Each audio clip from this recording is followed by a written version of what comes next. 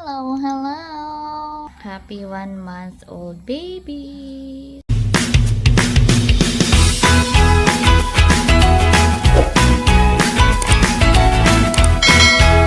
Hi guys! Isang mapagpala at mapagpalayang araw po sa ating lahat. For today's vlog po, 1-month-old na ang mga puppies ni Roxy. Ayan! And of course, it's something worth celebrating at dapat nating ipagpasalamat.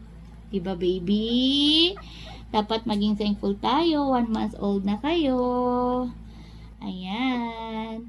Kaya naman po sa vlog po na ito, i-share ko po sa inyo yung ilang mga updates, yung mga milestones nila, at ang kanilang first vet visit. Ayan. Sige nga, balikan po natin. Hala Roxy, lumalabas na yung mga baby mo oh. Lumalabas na sila dun sa tent. Si Roxy na may busy pagkain ng tinapay. Parang hindi nag-almusal ha, Roxy. Naamoy siguro nila si Roxy kaya ano. Hello babies! So update po sa mga puppies ni Roxy. Eto na sila. After more than 2 weeks. They can now open their eyes. So ngayon guys ay nag-aayos ako dito sa living room. Dahil itong tent ng mga puppies ay talagang sila ay nakakalabas na. At medyo may sira na din. Although pwede pa rin naman itong magamit. Kaya lang mas napapansin ko mas prefer nila magstay sa labas. Parang gusto nila yung lamig nung floor. So, nagre-rearrange ako ngayon ng mga furniture dito sa salas. Ang bala ko ito, iaayos ko. At meron akong bagong binili. Dito ko sana ilalagay. Yan, dito. Titiklopin ko na tong tent.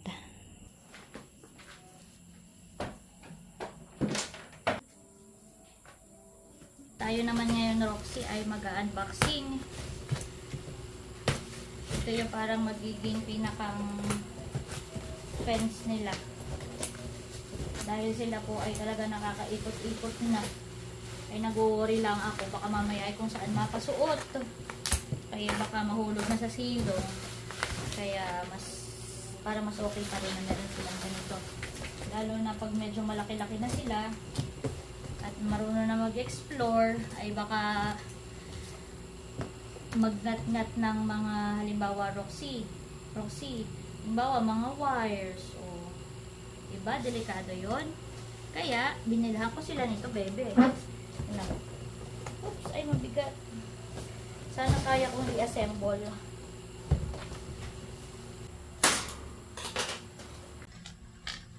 So kailangan natin ngayon Roxy ma-figure out how to assemble this. Wala siyang kasamang manual. Pero tingin ko naman, Roxy, kaya natin to. Siguro ay pag ganito. Yun. Ganyan pala siya na ilak. Bebe. Hindi si Bebe. Oops. Magpapalit ulit tayo. Ito yung ilalagay ko dito. Lalagyan lang natin to ng pee pads at saka yung kanilang comfort pillow. So ayan, si Roxy ay pumasok din dun sa loob to inspect.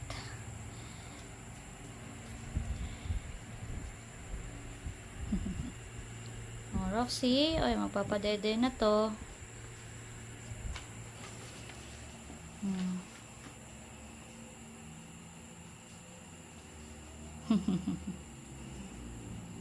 Para hindi sila kung saan saan nag-explore. Pero pag nandito naman po ako, pagkatapos ni Roxy magpadede, ay palalabasin din natin sila. Para sila ay umikot-ikot dito sa bahay. So ayan, nagpabadede na ulit si Roxy. So ito naman pong fence na ito ay temporary lang hanggang sa sila ay medyo lumaki-laki. For training lang po ito. Tsaka para maiwasan din yung mga untoward incident.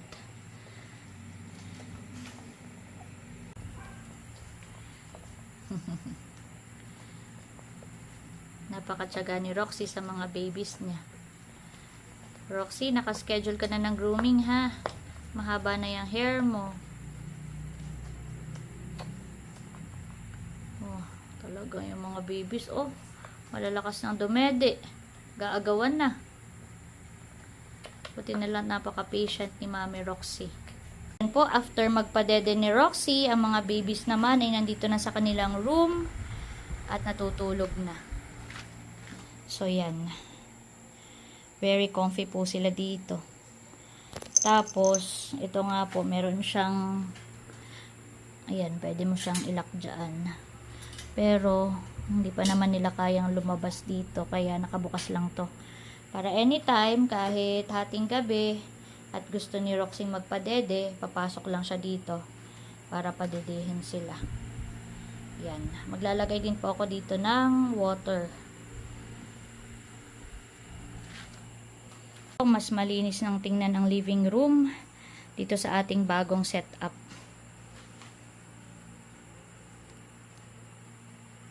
Diba? Relax na ang ating mga fur babies, including Mami Roxy.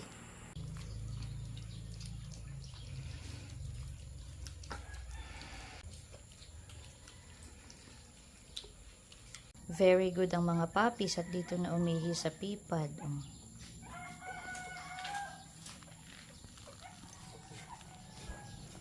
Papadede ngayon si Roxy dito sa labas.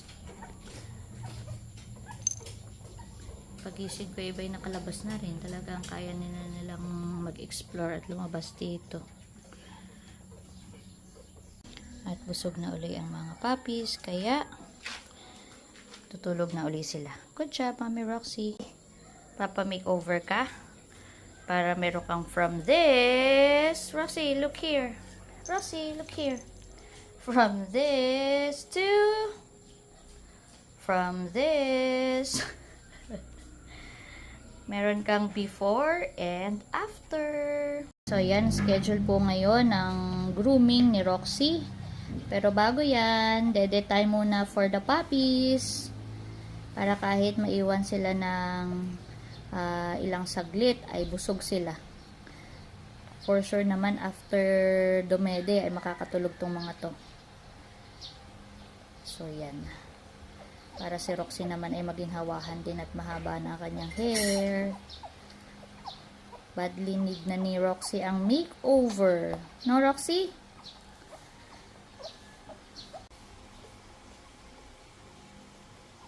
Roxy, ready ka na for your makeover? Akin pong sinundo si Roxy sa kanyang groomer. Siya po ay tapos ng i-grooming. Roxy! Ito siya, bagong gupit. Hindi kita agad nakilala, Roxy. Hindi kita agad nakilala. So, akin lamang pong pinagupitan ng konti para siya ay medyo maginhawahan. Ayan. So, light grooming lang for Roxy. Light trim, summer cut. Halika na, Roxy. Let's go na. Hintay ka na ng mga babies mo. Roxy, look. Patingin. Wow! So pretty our Mami Roxy. So, ako po ay nagpapagroom dito po sa Puppies PH Infanta. At nakakatuwa naman, meron pa silang binigay na free dog food for Roxy. Ayan. Look here. Pina tayo. Beka na ng puppies mo. Ayan na sila ng milk. So, ito po ay supplement lamang. And si Roxy, new look na. Roxy, from this to this. Wow, bagong gupit yan. Mukha ka na namang dalaga, Roxy. Na makeover ka na. Mga babies. Umiinom ng milk. Supplemental lang naman po ito. Oh, ubos na yung iba. Roxy.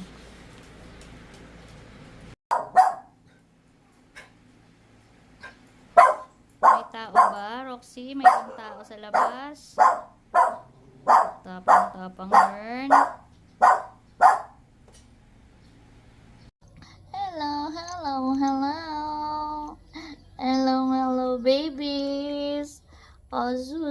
Hello.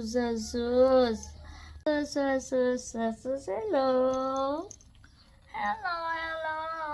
Ayan na sila. Hello. Good morning, good morning. Today will be your first vet visit.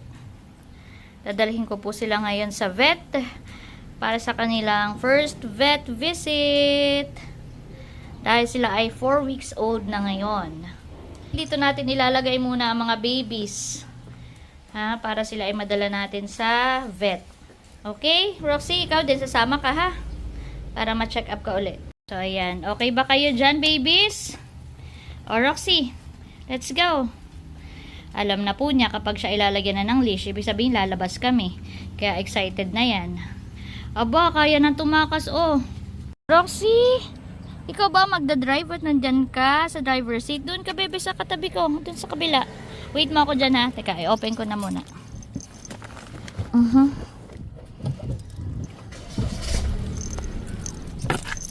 Wait there ha, wait. Tinanggal ko na lang po yung bed at nakakatakas sila. Baka mahulog sa kotse. Kaya, ganyan na lang muna. Let's go! Ayan, nandito na po ang mga puppies. Roxy! Gusto mo dito sa likod para mabantayan mo yung puppies?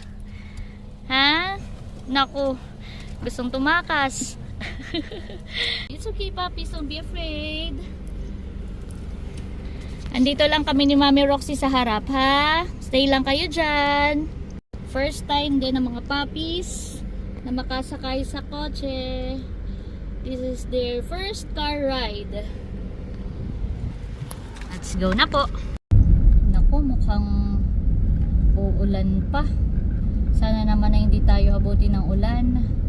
Sana ay tayo'y makabalik agad, Roxy. Para hindi sipunin at maging healthy ang mga puppies. Malalabas ko lang po sa work at ito nga pinick up ko lang si Roxy at mga puppies niya at papunta tayo ngayon sa clinic, sa pet clinic dito po sa Infanta. Mukhang nakatulog na yung mga puppies mo, Roxy. Si Roxy po napapansin ko patingin-tingin sa akin, sumisilip dun sa mga babies, sa mga puppies niya, tapos tumitingin sa akin. Para bagang siya nagtatanong, bakit kasama natin ang mga puppies? Bakit hindi ako lang? Kasi siya yung usual na nakakasama sa gala. So ngayon ay may kasama kaming mga puppies. Don't worry, Roxy. They'll be okay. We will bring them to the vet, Roxy, ha? Para maging katulad mo sila, healthy. So, i-deworm natin sila, tapos papaschedule na rin tayo ng kanilang vaccine. Malalaman natin kung kailan sila kailangan bakunahan. Yan. So, since si Roxy kasi ay kompleto po siya ng bakuna. At napansin ko talaga bilang isang fur mom yung kahalagahan ng bakuna. Dahil si Roxy po ay na-expose na rin sa kung ano-anong sakit. Pero thankfully ay nakaka-survive siya at saka talagang hindi po siya basta-basta dinadapuan ng sakit. Siguro ay dahil na rin niya baby pa lang siya ay nabakunahan na.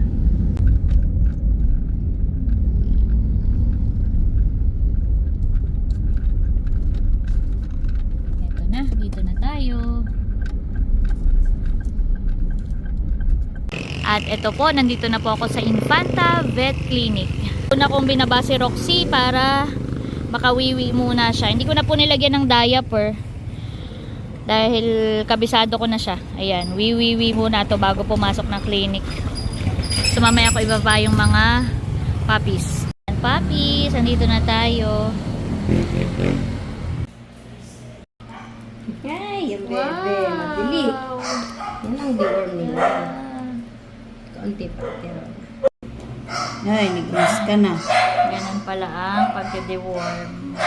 Liquid po dun sa iba. Ay, yan po pwede dun sa tuta, yung gel. Sila po, Dok, ay pinanganak ay April 16. So, bali parang ika 4 weeks na po nila ngayon. Si Riley naman. Oh. Wow, takaw.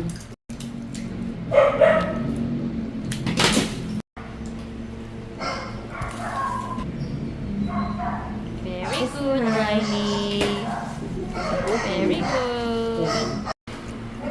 Wow, parang excited na excited siya.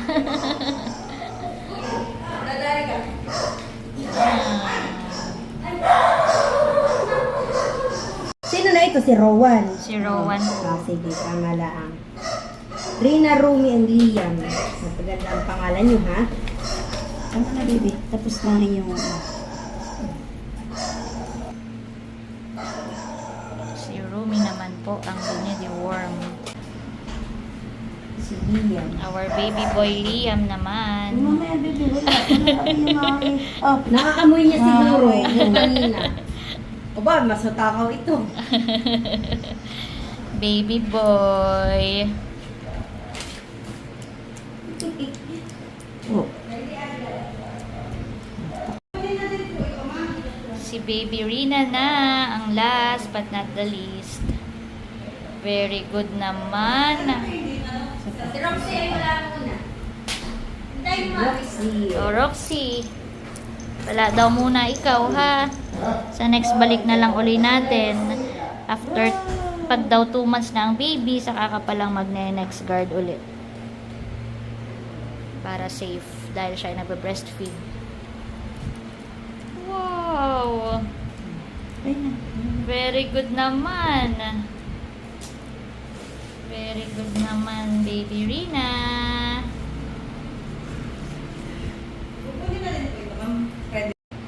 Thank you po. Yay! Ito na lang po muna tayo sa ano. Kunin natin yung mga nireseta ni Doc Roxy. We'll wait muna ha. Thank you po. 6 po ito.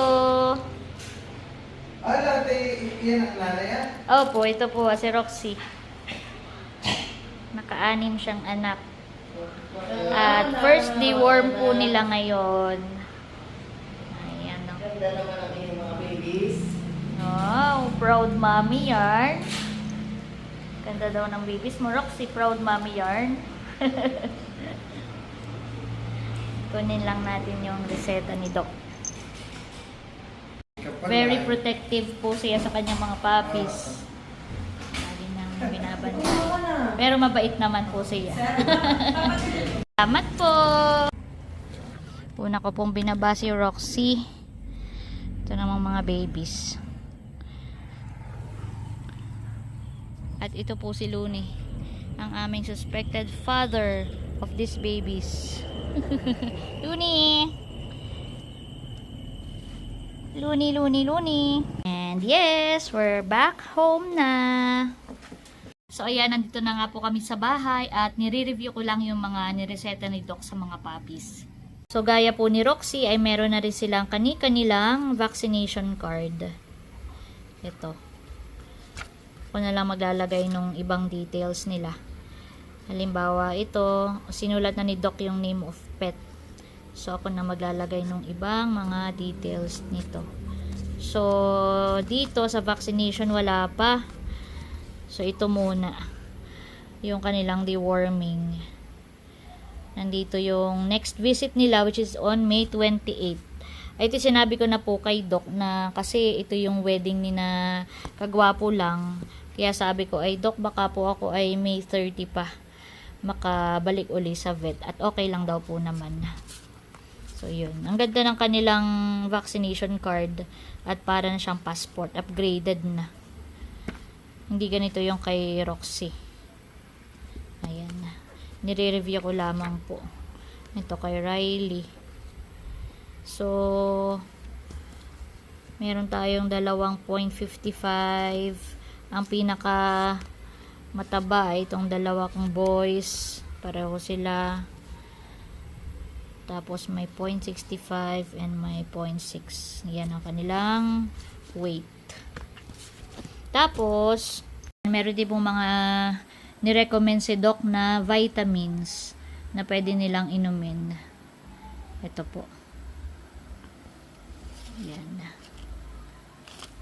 So, itong isa, ito yung nauna ko nang binili noon. So, nadagdagan lang ng dalawa. Ito, iniinom din po ito ni Roxy. Itong Nutrical. Ito, dati rin itong iniinom ni Roxy, itong LC-Vit. So, atin na po silang painumin ng isa nilang vitamins. Itong Immuno Pet Shield. Ito lang ako.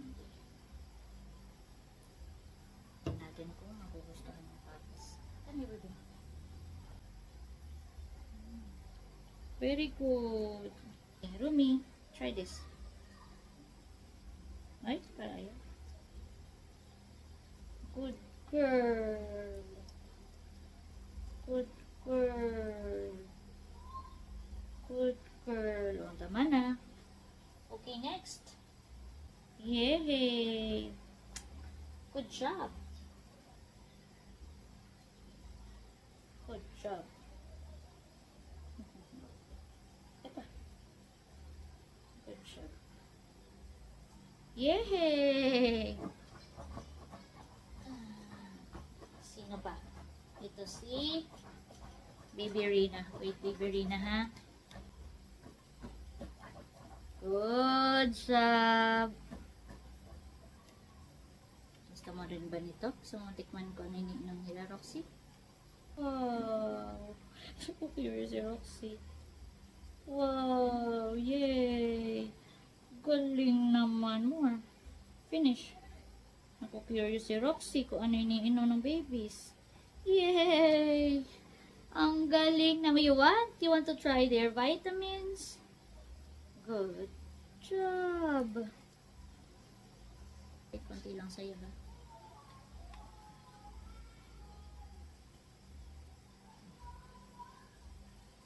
Is it yummy? Good job. What does it taste? Amoy ano siya, no? Amoy apple. Na? Is it Roxy approved? Is it yum yum? Meron pang nagtubulo sa akin. Nakikiano si Roxy. Ayan po. Ating, dito ka bebe. Pinapainom sila ng goat milk. Talaga pong for puppies po iyan. Supplement naman po ito. Oh, yung iba ang bilis maubos. Konti-konti lang muna. So, ayun guys, yung sinare po namin sa inyo ay ilan sa mga cute moments ng mga puppies. Diba? At sila po ay nakakatuwa at talagang lumalaki na cute at makulit. Makulit, makulit, makulit. At sana ay patuloy silang lumaki na healthy. Diba? Ayun lamang po. So, watch out for more vlogs with our puppies. Ay, natututo na rin bang mag-bite yan? Marami pong salamat sa inyong panonood. Dali, samahan niyo ako mag-outro. That's it for today's vlog. I hope you enjoyed watching. Lagi po nating tandaan, patuloy tayo magmahal, patuloy tayo maging masaya. Dahil may kaliyaan ka. Thank you for watching and God bless. Bye-bye! Sleeping time na sa mga babies. Bye-bye na.